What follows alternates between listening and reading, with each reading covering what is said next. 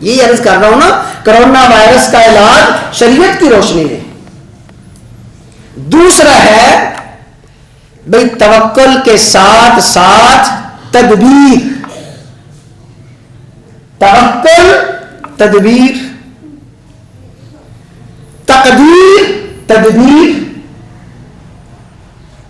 اگر ہم ان باتوں کو سمجھ لیں تو یقین جانیے پریشانی ہوگی نہیں. اب توکل کا معنی، تقدیر کا معنی، بھروسے کا معنی محض یہ نہیں ہے کہ ہاتھ پہ ہاتھ دھر کے بیٹھ جائیں، بلکہ توکل اور تدبیر اور تقدیر کا جو لازمی حصہ ہے وہ لازمی حصہ ہے تدبیر. گویا تقدیر اور تدبیر لازم و ملزوم ہے. تدبیر تقدیر کے بغیر ناکام ہے، تقدیر تدبیر کے بغیر نامکمل ہے. پہلا کرنے والا کام ہے تقدیر پہ یقین کامل، اور دوسرا کام کیا ہے جی؟ تدبیر. تدبیر کیا ہے اور تدبیر ہم نے کیسے کرنی ہے؟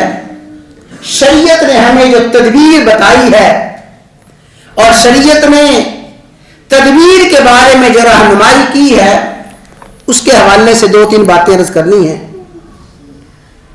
تدبیر کا معنی احتیاط، تدبیر کا معنی بچاؤ کی کوشش کرنا، تدبیر کا معنی ہیلا وسیلہ کرنا، بھاگ دوڑ کرنا، یہ تدبیر کا مفہوم ہے.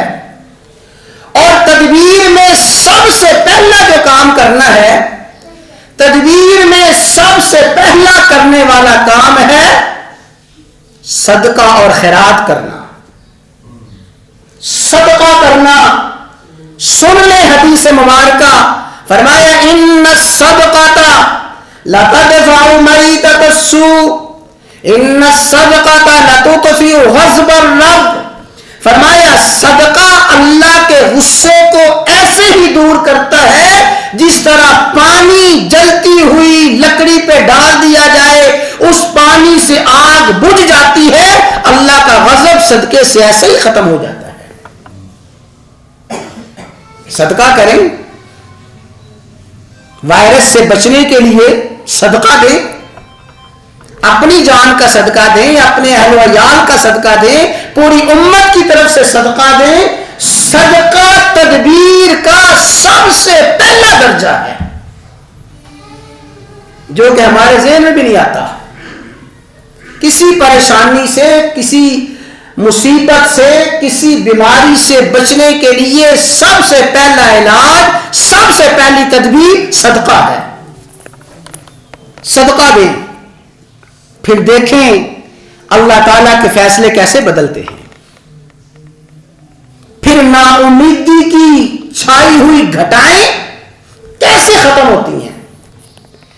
تو تدبیر میں سب سے پہلے صدقہ دینا ہے، اور پھر صدقے کے ساتھ ساتھ دعاؤں کا اہتمام ہے. دعا، اور میرے بھائیوں دعا میں جو سب سے بہترین طریقہ ہے،